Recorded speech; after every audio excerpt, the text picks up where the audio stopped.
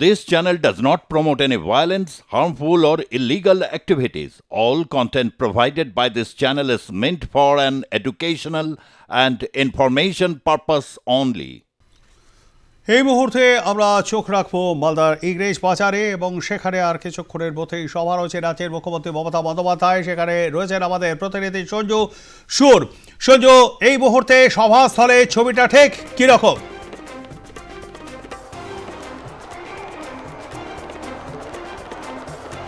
দেখো, প্রস্তুতি একেবারেই সারা বলা যেতে পারে। মুখ্যমন্ত্রী মমতা বন্দ্যোপাধ্যায় আর কিছুক্ষণের মধ্যেই মালদার এই যে জেলা ক্রীড়া সংস্থার যে মাঠ রয়েছে বা ময়দান রয়েছে সেখানে পৌঁছে যাবেন।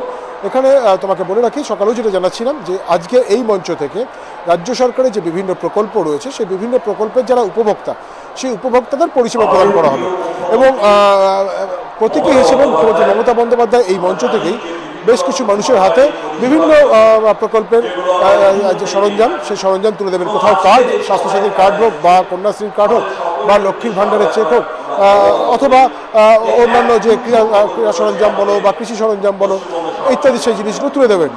প্রতীকী হিসেবে সেটা দেবেন। তারপরে এই প্রসেসটা চলতে থাকবে জেলার নয়। এছাড়া যেটা আছে সেটা হলো যে এই জেলার জন্য প্রায় 350 কোটি টাকার বিভিন্ন প্রকল্পের উদ্বোধন করবেন, যেটা অতীতে তিনি শিলান্যাস করেছিলেন। এমন বেশ কিছু প্রকল্প অর্থমূল্য 350 কোটি টাকা, সেই প্রকল্পগুলোর উদ্বোধন এখান থেকে করবেন এবং প্রায় 800 কোটি টাকার বেশ কিছু প্রকল্পের নতুন প্রকল্পের শিলান্যাস মুখ্যমন্ত্রী মমতা বন্দ্যোপাধ্যায় এই মঞ্চ থেকে করবেন। এখানে মুখ্যমন্ত্রী মমতা বন্দ্যোপাধ্যায় যদি বলি যে গত 5-6 মাসের মধ্যে প্রথমবার আসছেন। এর আগে তুমি জানো যে মুখ্যমন্ত্রী মমতা বন্দ্যোপাধ্যায় প্রত্যেক বছর দুবার করে জেলা সফর করেন এবং সেই অঙ্গ হিসেবে গত বছরে তার জেলা সফর শেষ হয়ে গিয়েছিল পুজোর আগে। তারপরে বেশ কিছুদিন পরে মুখ্যমন্ত্রী তিনি এই জেলাতে সফরে এসেছেন। গতকাল বিকেলবেলা তিনি মালদা এসে পৌঁছান, এখানে তিনি রয়েছেন আজকে। আর এই সভা করে, প্রশাসনিক এই যে সভা, সেই সভা করে তিনি উত্তরবঙ্গে চলে যাবেন। কারণ তার যে জেলা সফর গতকাল থেকে শুরু হয়েছে। গতকাল তিনি মুর্শিদাবাদ জেলাতে ছিলেন। সেখানকার যে পরিষেবা প্রদান অনুষ্ঠান, উপভোক্তাদের পরিষেবা পৌঁছে দেওয়া, সেই কাজটা তিনি করেছেন। আজকে মালদা জেলা রয়েছে। আগামী দুদিন তিনি আলিপুরদুয়ার জেলাতে থাকবেন। সেখান থেকে জলপাইগুড়ি এবং আলিপুরদুয়ার এই দুই জেলার প্রশাসনিক সভা করবেন। 23 তারিখে তাঁর আলিপুরদুয়ারে নেতাজি সুভাষচন্দ্র বসুর জন্মদিবস পালন করার কথা আছে। এখান থেকে মুখ্যমন্ত্রী মমতা বন্দ্যোপাধ্যায় প্রথমে তার হেলিকপ্টার নিয়ে যাবে দেওঘরে। দেওঘর থেকে তিনি আবার হেলিকপ্টার করে যাবেন হচ্ছে বাগডোগরা, সেখান থেকে অথবা হাসিমারা, বাগডোগরা বা হাসিমারার মধ্যে কোনো একটি জায়গায় গিয়ে তিনি পৌঁছাবেন। রাত্রে তিনি আলিপুরদুয়ারে থাকবেন। কিন্তু মালদা জেলাতে মুখ্যমন্ত্রীর এবারের এই সফর যথেষ্ট গুরুত্বপূর্ণ হয়ে দাঁড়িয়েছে সাম্প্রতিক কিছু ঘটনাবলীর জন্য। তুমি জানো যে এই ঘটনাবলীর মধ্যে একদিকে যেমন রাজনৈতিক খুন রয়েছে, ঠিক তেমনিভাবেই সীমান্ত এলাকা নিয়ে চাপানুতর রয়েছে ভারত এবং বাংলাদেশের মধ্যে।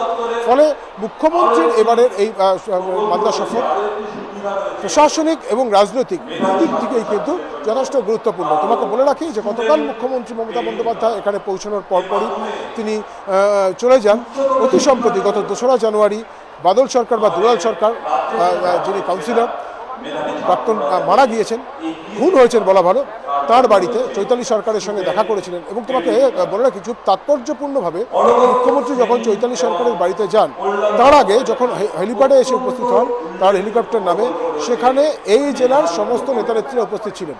কিন্তু তাদেরকে না জানিয়ে মুখ্যমন্ত্রী একেবারে এসপি, ডিজি এবং ডিআইবি তাদেরকে নিয়ে সোজা পৌঁছে যান চৈতালি সরকারের বাড়িতে এবং কোনো রকম কোনো জেলা নেতাদের না নিয়ে চৈতালি সরকারের বাড়িতে পৌঁছে সেখানে প্রায় 40 মিনিট তিনি তার সঙ্গে কথা বলেন, বিস্তারিত কথা বলেন, একেবারে ব্যক্তিগত স্তরে গিয়ে কথা বলেন।